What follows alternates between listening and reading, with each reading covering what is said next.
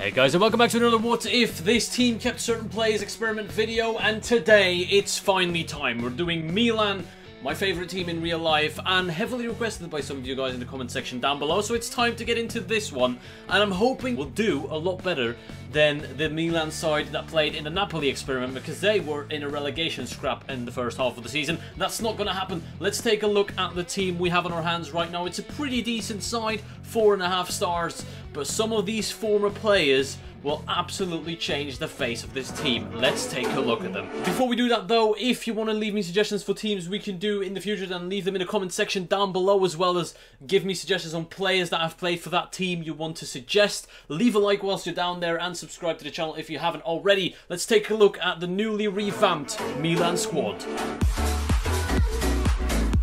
And here we have the team after some former players have returned to the San Siro. Zlatan Ibrahimović up front, partner with Pierre-Emerick Aubameyang on the right and Stefan El Shaarawy on the left. I've put him in the team even though he's lower rated than Deulofeu, just because he's a former player, and that's how I'm going to do things from now on. I've even brought back some players that aren't going to play, but because you guys point them out in the comment section down below, I thought I'd beat you to it. Nigel de Jong also in the team, even though he's lower rated than, for example, Montolivo. But that front line looks scary in my opinion. Ibra, Auba and El Shaarawy, brilliant, absolutely brilliant. In the midfield, we only have Nigel de Jong coming in.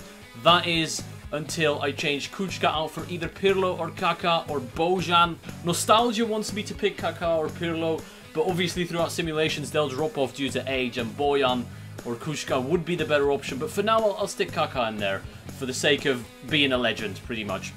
In the defence looks pretty average and weak until you look at this guy. Thiago Silva, obviously one of the world's greatest defenders at the moment, and he's back at the San Siro. But other than that, we don't really have any defensive covering. I could have brought back Kevin Constant, for example, but there's no point really in bringing back shit players. Thiago Silva, Ibrahimović, Aubameyang, El Shaarawy, Kaká, De Jong, Pirlo, Bojan, they'll all make a difference. On the bench and in the reserves, we've got Kevin Prince Boateng and Johan Gourcuff making up the numbers, but that bench looks relatively decent going forward, and in the midfield, defence is a little bit lacking, so that I will have to keep in mind when I do my prediction. I have put ourselves into the Champions League. Yes, I know we have not qualified, but I want to see how far we would go with this team. In terms of the Champions League, looking at our group, it'll be tough to make it past the group stages. I'm not going to lie. If we do that, I'll consider it a success. When it comes to the league, again, predicting the Serie A last time round was completely horrendous. I was off by 7 or 8 spots, I think, when I did Napoli. So I'm going to be relatively... I want to be safe with this one. I'm going to say top 4, but I feel like that's a bit of a cheap way to just not mess up in the predictions. I'm actually going to put myself out there on the line and say we finish 3rd. 3rd is what I'm going for. Vote in the top right to let me know what you think we'll finish up at. Like I said, the attack and midfield is looking strong. Donnarumma in net, brilliant. The defence, apart from Thiago Silva, could use a little bit of work. I think Juve are still going to walk the league. That being said, it didn't happen last time. Oh, and this is the dreaded halfway mark of the season. I do not look forward to looking at this. Like I said, Napoli was a failure. Please, Milan, deliver. Zlatan Ibrahimović, you did alright with Ajax. You won the league when we did this experiment with Ajax, and I expect you to do really well for us this time around. Let's take a look at where we stand. We're still in the Coppa Nazionale. We are no longer in the Champions League. Paris Saint-Germain and Porto made it out of the group.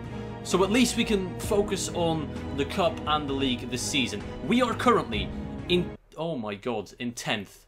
Shocking, horrific. That is just not what you want to see. That's awful. I don't really know what to say. The manager rating is below average. I have a strong team out, and only I believe Kaká is injured at the moment, and of course El Shaarawy, but he's replaced by someone who's higher rated. I don't get it. I don't know why we're doing that badly. Is the Serie A really that unpredictable? Oh, we may have been knocked out of the Champions League, but we're still in the Europa League. Let's see how we do there. That could be interesting, because in real life, Milan have qualified for the Europa League, so hopefully in the simulation we can do well. Didn't really want to play Napoli in the Cup. That could be the end of that run. And speaking of Villarreal, I did try and find Pato to bring him back, but he was not in the game. Obviously, he left to the Chinese Super League. Unfortunately, I could not get him back.